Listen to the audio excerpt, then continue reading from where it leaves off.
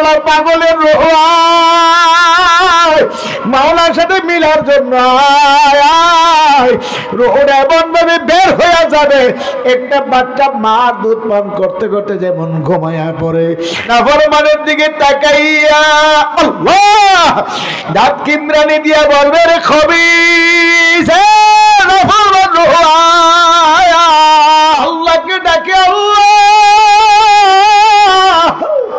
হেদায়েত দিলে তো তুমি আমাকে দিছ, কালিমা পড়াইলে তুমি আমারে পড়াইছো, হে মালিক কালো বানালে তুমি কালো বানাইছো, জমানে সমস্যা দিলে তুমি আমারে দিছো। লা ইলাহা ইল্লাল্লাহ, লা ইলাহা ইল্লাল্লাহ, লা ইলাহা ইল্লাল্লাহ, লা ইলাহা ইল্লাল্লাহ, লা ইলাহা ইল্লাল্লাহ, লা ইলাহা ইল্লাল্লাহ, লা ইলাহা ইল্লাল্লাহ, লা ইলাহা ইল্লাল্লাহ, লা ইলাহা ইল্লাল্লাহ। হযরত আবু হুরায়রা রাদিয়াল্লাহু তাআলা আনহু এবং আবু সাঈদ খুদরি রাদিয়াল্লাহু তাআলা আনহু দুজন সাহাবীর থেকে হাদিসটি রওয়ায়াত।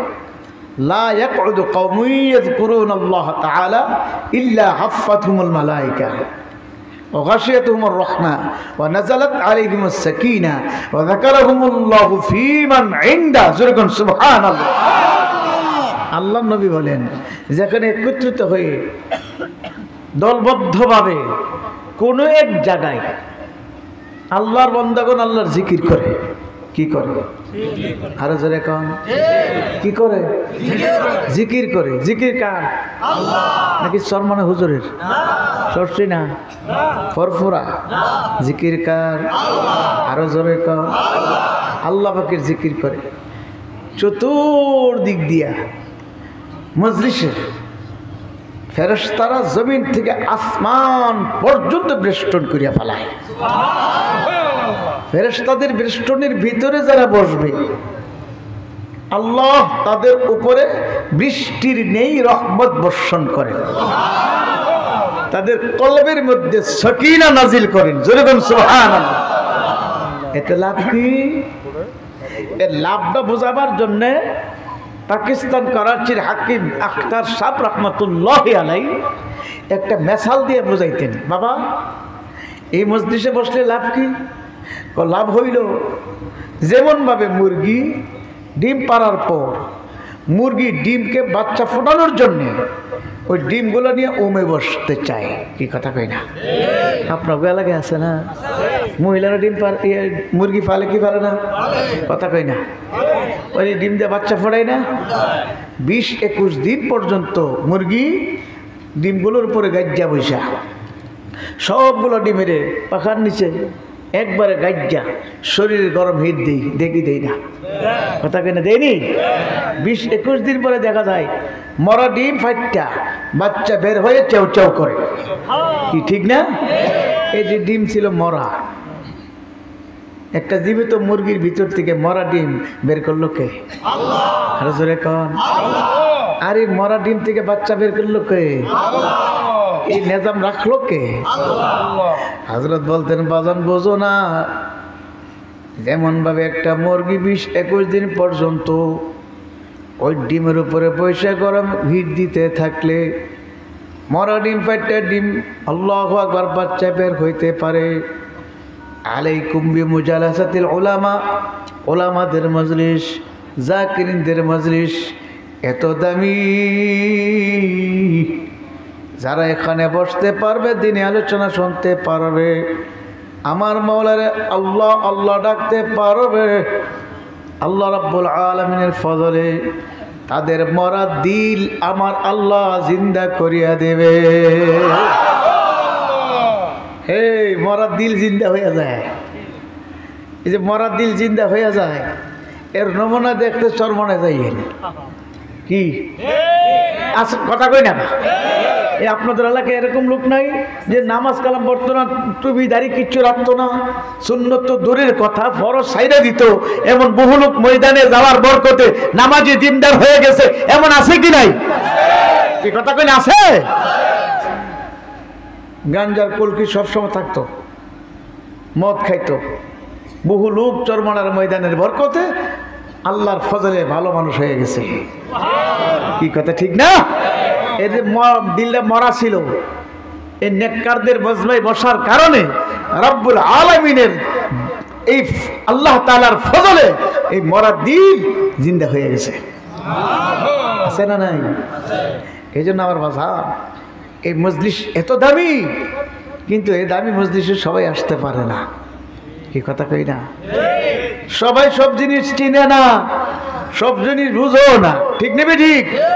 ও আবু জেহেল অতি কাছে থেকে চাচা ভাতিজা মুহাম্মদুর রাসূলুল্লাহ সাল্লাল্লাহু আলাইহি সাল্লামকে চিনে নাই। কথা কই না? কি চিনছে? বাড়ি কাছাকাছি না, এক সীমানা না। কথা কই না? যারা হজে গেছেন দেখছেন না, আবু জেহেলের বাড়ি আর আল্লাহর হাবিবের বাড়ি এক সীমানায়, ঠিক নেই? এক সীমানা না? চাচা ভাতিজা না? কি চিনছে? কথা কইলে চিনছে? ওই যে বেলাল হাফসি,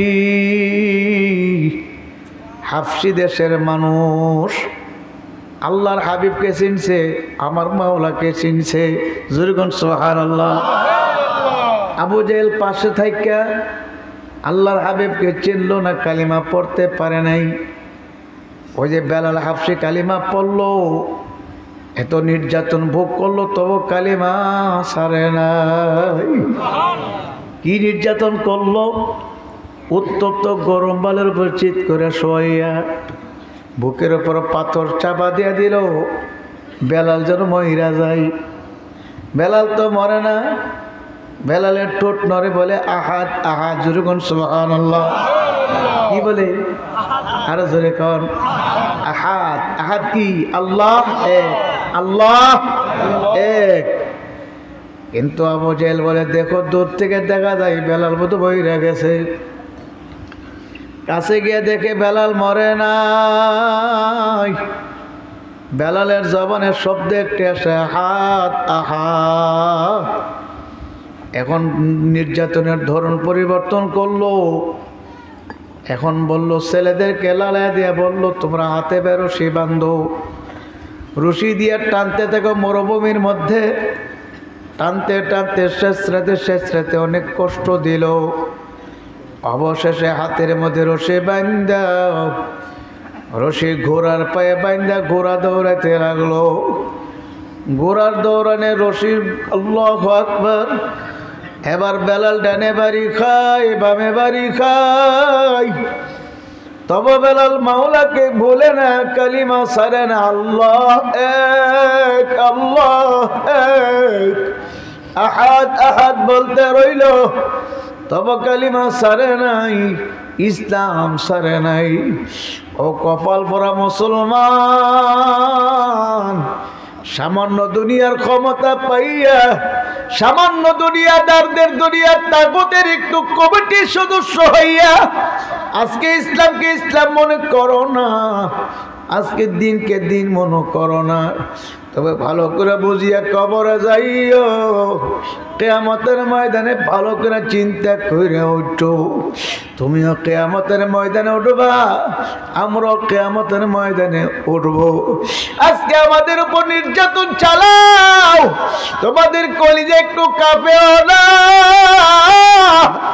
আমরা কোরআন সুন্নাহর কথা বললে তোমাদের গায়ে সহ্য হয় না, তবে চিন্তা করে কবরে যাইও। আবু জেহেল তো আল্লাহর হাবিবকে চিনে নাই, কিন্তু বেলাল হাফসি আমার আল্লাহর হাবিবকে চিনছে। জোরে বল সুবহানাল্লাহ। আমার মাওলা আবু জেহেলকে নির্যাতিত করলো। আবু জেহেলের বাড়ির মধ্যে হাজীদের জন্য আল্লাহ হাম্মাম বানাইলো, আর আল্লাহর হাবিবের বাড়িতে লাইব্রেরি বানাইলো। জোরে বল সুবহানাল্লাহ। আর বেলাল হাবশিকে আমার মাওলা এত মর্যাদা দিল, যেই মসজিদের ইমাম ছিল আল্লাহর হাবিব, সেই মসজিদের মুয়াজ্জিন ছিল হযরতে বেলাল। যেরকম সুবহানাল্লাহ। হযরতে বেলাল আযান দেয়, আল্লাহর হাবিব নামাজ পড়ায়। আল্লাহ আল্লাহ, আমার মাওলার কুদরত বুঝাবার জন্য আল্লাহ ঘটনা একটা ঘটলো। সাহাবায়ে কেরাম বললেন, ইয়া রাসূলুল্লাহ, বেলালকে পরিবর্তন করা হোক। আল্লাহর হাবিব বললেন, কেন? হুজুর, বেলালের জবানের মধ্যে সমস্যা, শিন অক্ষর উচ্চারণ করতে পারে না, সিন উচ্চারণ করে, এতে আমাদের রাস্তায় বের হলে টিটকারি মস্কারি করে। হুজুরের চেয়ে ভালো লেহেনওয়ালা ভালো কারি আমাদের কাছে আছে মুয়াজ্জিন। আল্লাহর হাবিব পরামর্শ বসে গেল, পরামর্শের মাধ্যমে সিদ্ধান্ত হয়ে গেল বেলালকে পরিবর্তন করা হবে। আগামীকাল ফজর থেকে বেলাল আর আজান দেবে না, নতুন মুয়াজ্জিন আজান দেবে। আল্লাহর হাবিব বললেন, সাহাবারা তোমরা যার যার ঘরে চলে যাও, আমি বেলালকে ডেকে বলে দেব। আল্লাহর হাবিব বললেন, বেলাল, ও বেলাল, আয় রে, তোর সঙ্গে আমার কথা আছে। আল্লাহর হাবিব ডাক দিলে বেলাল রসুলের দরবারে গেল, বলল, ইয়া রাসূলুল্লাহ, আপনার কদমের কিনারে আমি বেলাল হাজির হয়ে গেলাম। আল্লাহর হাবিব বলল, বেলাল, পরামর্শের মাধ্যমে সিদ্ধান্ত হয়ে গেল আগামীকাল ফজর থেকে তুমি আর আজান দিও না, নতুন মুয়াজ্জিন নিয়োগ দেওয়া হয়েছে, সে আজান দেবে। হযরত বেলাল বলে, ইয়া রাসূলুল্লাহ, ঠিক আছে। সবাই তো যার যার ঘরে গেল, বেলাল তো ঘরে যায় নাই, মসজিদের কোনায় বসে বসে আমার আল্লাহকে ডাকে। আল্লাহ, হেদায়েত দিলে তো তুমি আমাকে দিছ, কালিমা পড়াইলে তুমি আমারে পড়াইছ, হে মালিক, কালো বানালে তুমি কালো বানাইছ, জবানে সমস্যা দিলে তুমি আমারে দিছ। আল্লাহ, তুমি আমার মুয়াজ্জিন বানাইছো, এখন মুয়াজ্জিন থেকে আমি বাদ পড়ে গেলাম, আমার তো সহ্য হইতে আসে না। আল্লাহ, তুমি আমার ধৈর্য শক্তি দান করো। আমার আল্লাহ ডাক দিয়ে বলে, বেলাল, চিন্তা করিস না, চাবি কাটি আমি মাওলার কুদরতি হাতে। সুবহানাল্লাহ। পরের দিন ফজরের আযান তো নতুন মুয়াজ্জিন ঠিকই দিল রে। রাত্র তো পরিষ্কার হয় না, সূর্য তো উদয় হয় না। আমার মাওলা বলে, জিবরাইল, যাও আমার বন্ধুর কাছে যাও। আমার মাওলা সাহেব সব দেখে, সব শুনে, সব বোঝে, তারপরও যাও বেলা, যাও আমার বন্ধুরে যায় বলো, আমার বন্ধুর মসজিদে এখনো কেন আজান হয় না। জিবরাইল এসে বলি, ইয়া রাসূলুল্লাহ, দুনিয়ার সব মসজিদ আজান হয়ে গেছে গো, আপনার মসজিদ এখনো কেন আজান হয় না? আল্লাহ নবী বলে, জিবরাইল, কি বলো বুঝি না, আজান হয় না মানে আজান তো হয়ে গেছে। কই আজান? আজান হলে তো আরশ আযমে আজান পৌঁছতো, আরশের ফেরেশতারা আজানের জবাব দিত। আজকে তো আজান আরশ আযমে পৌঁছে নাই, কে আজান দিল গো? আল্লাহ নবী বলে, নতুন একজন মুয়াজ্জিন। বলে, কেন আপনার বেলাল কই? বেলাল আছে, বেলালকে বাদ দিয়ে নতুন মুয়াজ্জিন নিয়োগ দেওয়া হয়েছে। জিবরাইল বলে, ইয়া রাসূলুল্লাহ, আমার মাওলা সিদ্ধান্ত জানাবার জন্য আমাকে পাঠাইছে, আপনার বেলাল যতক্ষণ পর্যন্ত আজান না দেবে ততক্ষণ পর্যন্ত রাত্র পরিষ্কার হবে না।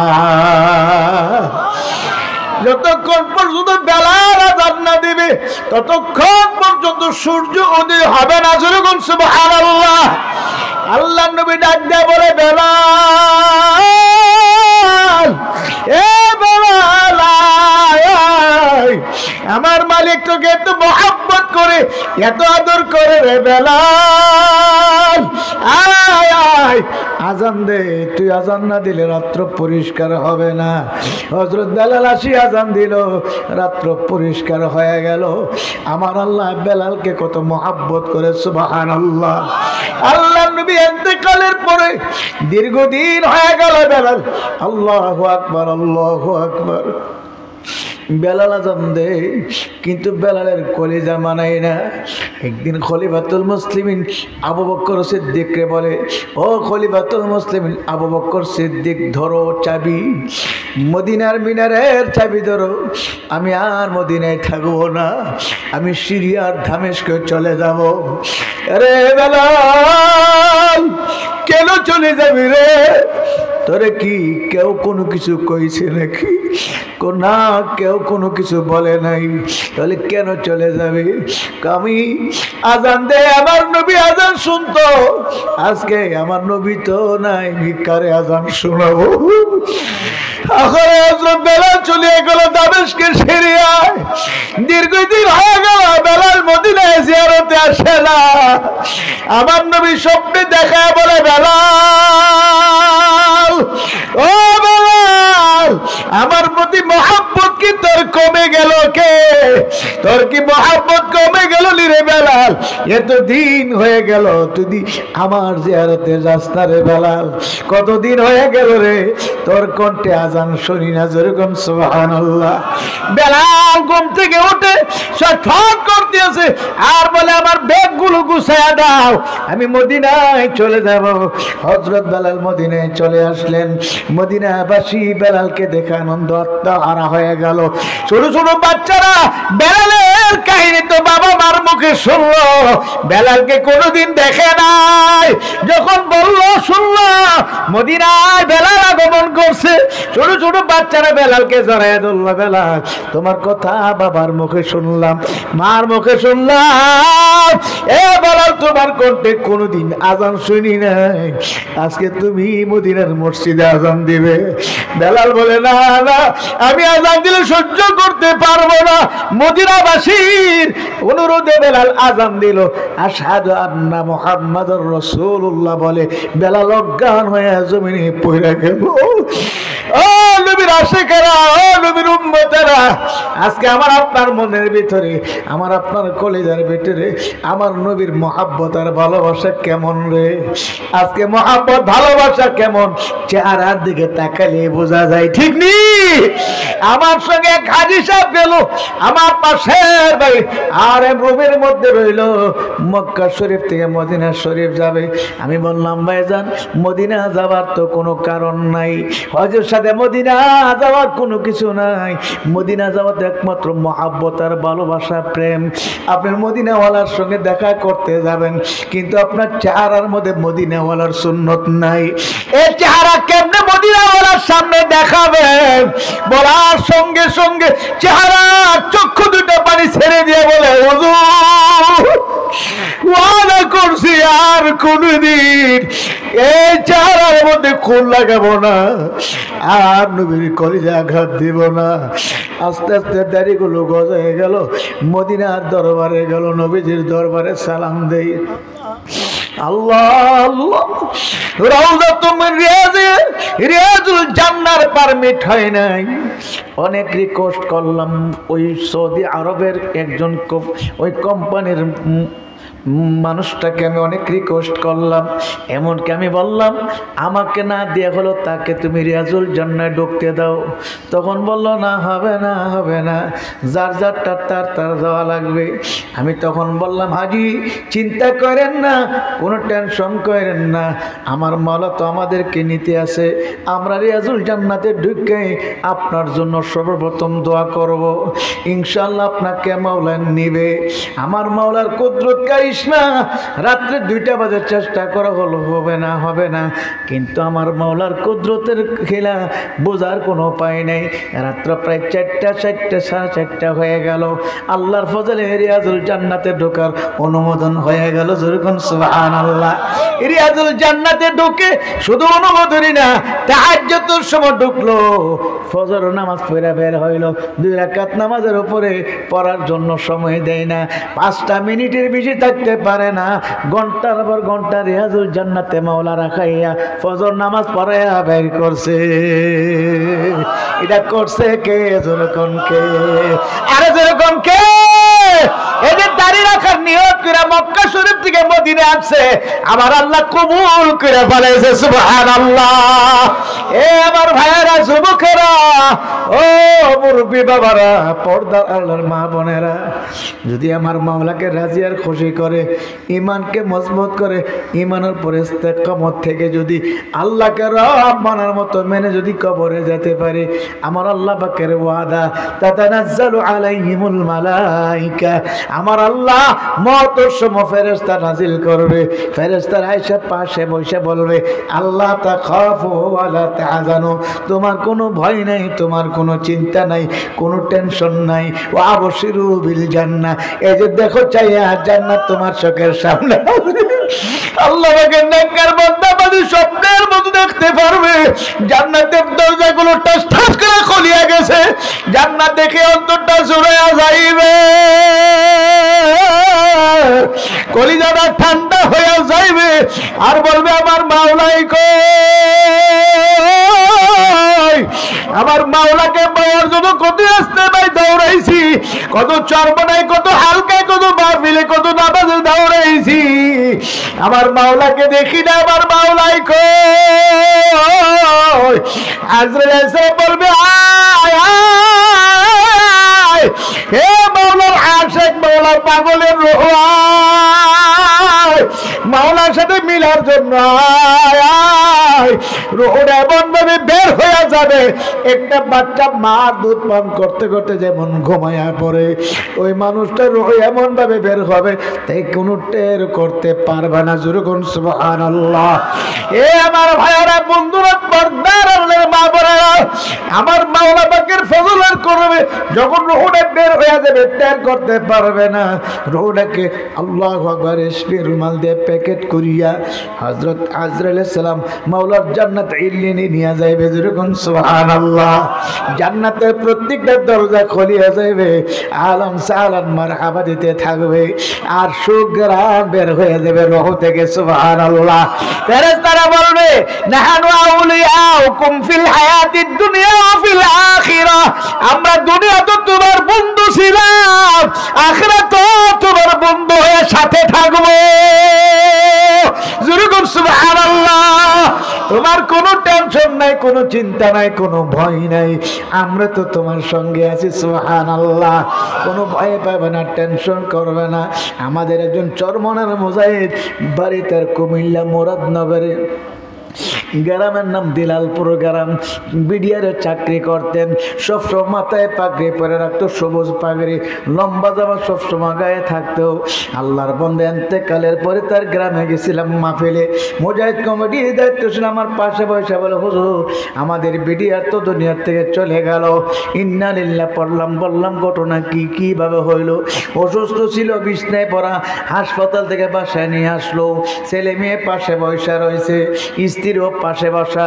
হুজুর তার স্ত্রী আমার স্ত্রীর কাছে বলছে, ছেলেরা আমাদের কাছে বলছে, বলে আব্বাজানকে নিয়ে আমরা বসে রইলাম, আব্বাজানও বসা, আমরাও বসা, অন্য কোনো লোক নাই, কেউ ঘরে ঢুকেও নাই। হঠাৎ আব্বাজান সামনের দিকে তাকাইয়া আসসালামু আলাইকুম ওয়া রাহমাতুল্লাহ সালাম দিল। আমরা আশ্চর্য হয়ে বললাম, আব্বাজান কাকে সালাম দিলেন? কেউ তো আমাদের ঘরে ঢুকে নাই। তখন বলল, তোমরা বুঝবা না, চিনবাও না, জিকির করো লা ইলাহা ইল্লাল্লাহ, লা ইলাহা ইল্লাল্লাহ মুহাম্মাদুর রাসূলুল্লাহ সাল্লাল্লাহু আলাইহি ওয়াসাল্লাম। বলো, হুজুর চরমনের ময়দানে আজানের পরে যে কায়দায় জিকির হয়, ও বাবু সে কায়দায় জিকির শুরু করলো। স্ত্রীকে বললো, তুমি আস্তে আস্তে জিকির করো। ছেলেদেরকে বলো, তোরও জিকির করো। ছেলে মেয়েরা স্ত্রী জিকির করে, সেও জিকির করে। হঠাৎ দেখে আল্লাহর বান্দা ঢইলা পড়ে যাইতে আছে। ছেলেরা বলল, আব্বু কি হইল, কি হইল? দরিয়া দেখে আর বাবা দুনিয়াতে নাই, এত টাকা ডাকলো আর জবাব দেয় না। মুজাহিদ কমিটির দায়িত্ব শুনে বলে, হুজুর খবরটা মুহূর্তের মধ্যে সরে গেল, বিডিআর আব্দুল আলিম দুনিয়া থেকে চলে গেছে। আমরা জলদি তার বাড়ি গেলাম, চেহারা দেখলাম, লাশের সামনে দাঁড়িয়ে চেহারা দেখি লোকটা তো কালো ছিল, কিন্তু চেহারার মধ্যে এমন সুন্দর একটা নূর চমকাইতে আছে। সুবহানাল্লাহ। আল্লাহর নবী বলে, মান ক্বালা লা ইলাহা ইল্লাল্লাহ ফাদাখালাল জান্নাহ, যার জীবনের শেষ কথা হবে লা ইলাহা ইল্লাল্লাহ, সোজা বেহেশতে চলিয়া যাইবে। যেরকম সুবহানাল্লাহ। এত সুন্দর মরণ, এত সুন্দর মরণ, এত সুন্দরভাবে ওটা বিদায় হয়ে গেল, কোনো কষ্ট হয় নাই। সুবহানাল্লাহ। আর যদি নাফরমানি করিয়া সুদ খায়, ঘুষ খায়, হারাম খাইবে, পর্দা চলিয়া, জিনা ব্যভিচারী করিয়া, আহারে পরের মাল ঠকাইয়া, নফসের গোলামি শয়তানের গোলামি করিয়া যদি মওতের বিছানায় পড়িয়া যাও, ভালো করে জানিয়া নিও, ভালো করে খেয়াল করিয়া নিও বাবা। আল্লাহর কত বলতেন, বাজার আজরাইলের চেহারা যখন দেখবে, নাফরমানের কলিজাটা উল্টায়া যাইবে। আল্লাহ, ওয়াজাত সাকরাতুল মাউতি বিল হক, মওতের সাকরাত শব্দ কোনো সন্দেহ নাই। আজরাইলের মাথা থাকবে আসমানে, পা থাকবে জমিনে, এক হাত মাস থেকে আরেক হাত না ঘুরিবে, তাম দুনিয়া বড় বড় আজরাইলের দেহ, আজরাইল ইসলামের চক্ষুগুলো বড় বড় নীল রঙের দিঘির মতো হইয়া যাইবে, আজরাইলের দাঁতগুলো বড় বড় শাক কোদালের মতো হইয়া যাইবে, চক্ষু দিয়া গুণের লক্ষ্য বের হইতে থাকবে, গায়ের পশমের ঘোড়া দিয়া গুণের লক্ষ্য বের হইতে থাকবে। নাফরমানের দিকে তাকাইয়া আল্লাহ দাঁত কিমরানি দিয়া বলবে, রে খবিস, নাফরমান রুহুর আসতে চাইবে না, 360টা মাকামে দৌড়াদৌড়ি ছোটাছুটি করবে, আর বলবে আমারে ধরো ধরো, আজরাইলের থাবা থেকে আমাকে রক্ষা করো, আমি থাবা সহ্য করতে পারবো না। আল্লাহ, নাফরমান গুনাহগার রুহটা থরথর করে কাঁপতে থাকবে। আমার মাওলা ডাক দিয়ে বলবে, আজরাইল, নাফরমানের রূহ এমনি বের হবে না, নাফরমানের রূহরে ধর ধর। হুকুম করার সঙ্গে সঙ্গে বড় বড় নখ বিশিষ্ট হাত মুখের ভিতরে ঢুকাইয়া রূহটার মধ্যে এমন ভাবে খপ করিয়া ধরিয়া বজুরে টান মারবে, কলিজার নারী বড়িগুলো ঠাস ঠাস করিয়া সিরিয়া পালাবে। সহ্য করার ক্ষমতা পৃথিবীর কোন মানুষের নাই। আল্লাহ, আবারে গেছিলাম রূপগঞ্জ মাহফিলে, বয়ানের আগে মসজিদে বসিয়া রয়েছি, একজন আল্লাহর বান্দা পাশে বসে বল, হুজুর কত লাখ গোসল করেছি হিসাব নাই, একটা লাখ গোসল করে দিয়ে দেখি তার পায়খানা রাস্তা দিয়ে ঝুপ ঝুপ করে কলিজার টুকরা বের হইতে আছে। একটা দুইটা টুকরা না হুজুর, অনেকগুলো টুকরা বাহির হয়েছে, আমার ধারণা যেন সমস্ত কলিজাটা বাহির হইয়া গেছে। হুজুর বুঝি না এমন কেন হইল। আমি বললাম, বুঝেন নাই, ওদের যখন আজরাইল টান মারছে, কলিজাটা টাস টাস করে ছিঁড়িয়া গেছে, ওই ছিঁড়া টুকরা পায়খানা রাস্তা দিয়ে বাহির হইছে। আল্লাহ, এ বাবারা ভাইয়েরা, এ পর্দার আল্লাহর মা বোনেরা, আজকের এই মাহফিল কার জন্য? জীবনের শেষ মাহফিল কেউ জানি না। এই মাদ্রাসার মাহফিল কার জন্য শেষ মাহফিল তাও জানি না। আল্লাহ আল্লাহ, এই মাহফিলকে নিজের জীবনের শেষ মাহফিল মনে করিয়া চক্ষুটারে বন্ধ করিয়া মনের বোঝানো রে মন, কি নিয়ে রওনা করছ রে মন? ওই অন্ধকার কবর তো বারবার ডাকে, আনা বাইতুল ওয়াদা মিয়া কাকির ঘর, আনা বাইতুল এত জুলম, আমি অন্ধকার ঘর। যারা আমার গর্বে আসতেছো, ইমান আমলের সাথে আর বাতি নিয়ে আইসো। ইমান আমলের সাথে আর বাতি নিয়ে যদি আসতে পারো, আমি কবর তোমার জন্য প্রশস্ত হয়ে যাব। তোমার কবরে জান্নাতের বিছানা বিছায়া দেব, তোমার গায়ে জান্নাতের পোশাক পরায় দেব। সুবহানাল্লাহ। আর যদি নাফরমানি করিয়া গুনাহ নিয়ে আমার ঘরে আসো, আল্লাহ নবী বলে গেছে, আর কবরও বারবার বলতে আছে, আমি কবরে এমন মাটি চাপাবো, এক বাজার হাতে আর এক বাজারে কটমট করে ঢুকাইয়া ফালাবো। সহ্য করার ক্ষমতা পৃথিবীর কোনো মানুষের নাই।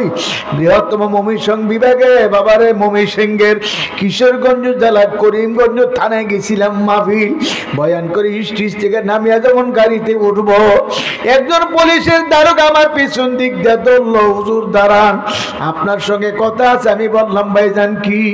যখন তার দিকে ঘুরিয়ে তাকাইছি, দারোগা সাহেব আমার গলার মধ্যে জড়িয়া হাউমাউ করে কান্না শুরু করলো।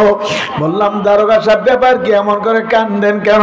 বলে হুজুর কবর আযাবের বয়ান শুনেছেন, কবর আযাব সত্য আমার মাওলা আমারে দেখাইছে। আমি বললাম ভাইজান কেমনে? হুজুর একটা লাশ কবর থেকে তুললাম, ময়না তদন্তের দায়িত্ব পড়লো। যখন কবরের পাশে গিয়ে মাটিটা সরাইয়ে কবরের ভিতরে তাকাইছি, আমার জড়িয়া খোদার কসম করে বলে, হুজুর খোদার কসম করে বলতে পারি, যখন কবরের ভিতরে তাকাইছি, তাকাইয়া দেখি লাশের জিহ্বাটা একটাই না নাভি পর্যন্ত চলে আসছে। এই অবস্থা দেখে আর সহ্য করতে পারি না। হে বাবারা, ভালো করে বুঝিয়ে চিন্তা করে কবর যাইয়ে, কবর কিন্তু এমন ঘর বাবারে, যার কবরটা বেহেশতের বাগান হয়ে যাইবে আলহামদুলিল্লাহ, তার তো কোনো কষ্ট নাই, চিন্তা নাই। আর যদি কবর জাহান্নামের আগুনের কুয়া হইয়া যায়, এই জাহান্নামের একটা সেকেন্ডের আযাব সহ্য করার ক্ষমতা কোনো মানুষের নাই।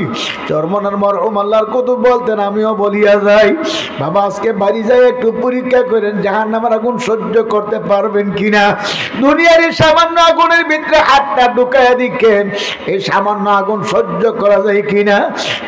দুনিয়ার সামান্য আগুনের ভিতরে হাত রাখা যদি না যায়, আঙ্গুলও রাখা না যায়, তখন মনেরে বুঝেন রে মন, দুনিয়ার সামান্য আগুনের ভিতরে হাত রাখা যায় না, আঙ্গুলও রাখা যায় না, আমি কেমনে জাহান্নামের আগুন সহ্য করব।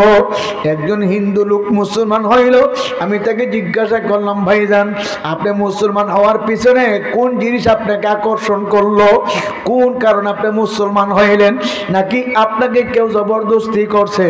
বলে না, আমাকে কেউ জবরদস্তি করে নাই, আমি মুসলমান হয়েছি আমাদের মৃত্যুর পরে আমাদের মা বাবাকে আমরা ভাই বন্ধু আত্মীয় স্বজন কত ধরনের মহাব্বতের মানুষকে আমরা নিজের হাতে আগুন লাগায় পুড়িয়া ছাই করিয়া ফালাই দেই, কিন্তু একটা জিনিস পড়তে পারি না, ওইটা নাভিটা পুড়ে না, এটাকে একটু মাটির নিচে দাফন করা লাগে। আপনাদের ওলামায়ে কেরামের মুখে শুনছি, আমার আল্লাহ নাকি নাভিটা দিয়ে আবার পুনরায় মানুষটা বানাইবে, মানুষটারে বানায় যদি জান্নাতি হয় জান্নাত দেবে, না হয় জাহান্নামের আগুনে নিক্ষেপ করবে। দুনিয়ার আগুনের মধ্যে যখন পুরাইয়া ছাই করিয়া ফেলায়, এই আগুনের হিটটা সহ্য করতে পারি না, মরণের পরে জাহান্নামের আগুন কেমনে সহ্য করব? ওই জাহান্নামের ভয়ে কালিমা পড়ে মুসলমান হইছি। আল্লাহ এ বাবারা, আমি হাতে বেদরিয়া বলিয়া থইয়া যাই, জলাদরি বাদ দাও, সবাই এক আল্লাহর বান্দা, এক নবীর উম্মত, দলাদলি বাদ দিয়ে সবাই 5 ওয়াক্ত নামাজ কালাম করেন, সুন্নত তরিকায় চলেন, দিনের উপর চলেন, হালাল হারামের তামিজ করেন, পর্দা কইরা বাবারে চোখের পানি নিয়ে কবরে যাইয়েন। কবরে কোনো দলের পরিচয় চলবে না, কোনো নেতার পরিচয় চলবে না, কথা ঠিক নেই। কবরে কোনো নেতার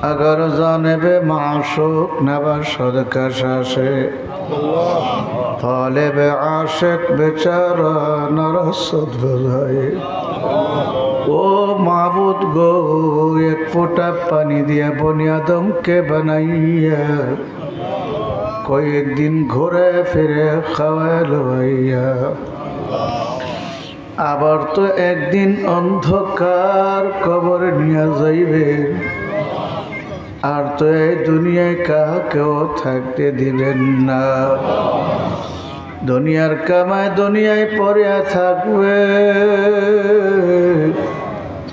ওই অন্ধকার কবরের কামাই তো কিছুই করতে পারলাম না ভাই বলি বন্ধুরে বলি কেউ তো আপন নয় बहुत भाविया चिंता करिया देखছি गो माওলা अंधकार कबर गेले আপনি বিনে আর কেউ আপন হবে না মাফ করে দেন গো মাওলা মাফ করে দেন আপনি যদি মাফ না করেন বান্দারও ভাই না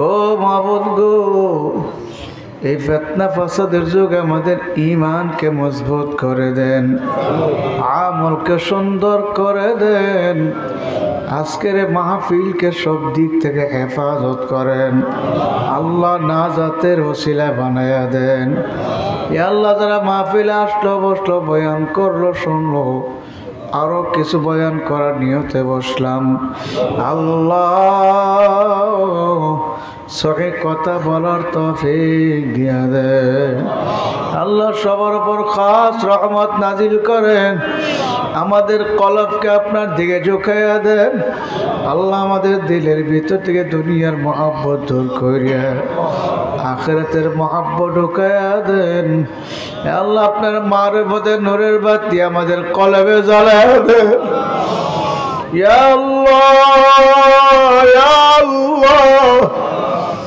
আল্লাহ আমাদের সবাইকে আপনার গোলামি জিন্দেগি করার তৌফিক দিয়া দেন রব্বির হামহুমা কামা রব্বায়ানি সগীরা সুবহান রাব্বিকা রব্বিল ইজ্জাতি আম্মা ইয়াসিফুন ওয়া সালামুন আলাল মুরসালিন والحمد لله رب العالمين